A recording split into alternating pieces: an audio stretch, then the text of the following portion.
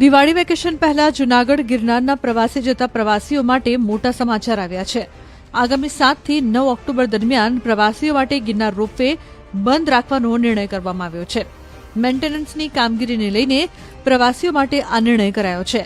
મહત્વનું છે કે 3 દિવસ દરમિયાન મેન્ટેનન્સની કામગીરી કરાયા બાદ આગામી 10 ઓક્ટોબરથી રાબેતા મુજબ પ્રવાસીઓ માટે રોપવે શરૂ કરવામાં આવશે।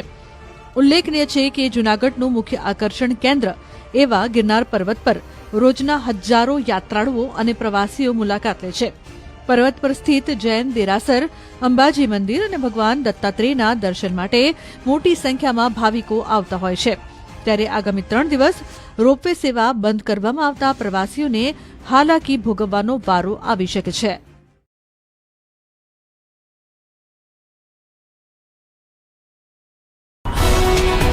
ગુજરાતભરના તાજા સમાચાર મેળવવા માટે અમારી ગુજરાત નેશનલ ટીવી ન્યૂઝને સબસ્ક્રાઇબ કરો, બેલ આઇકોન પર ક્લિક કરો।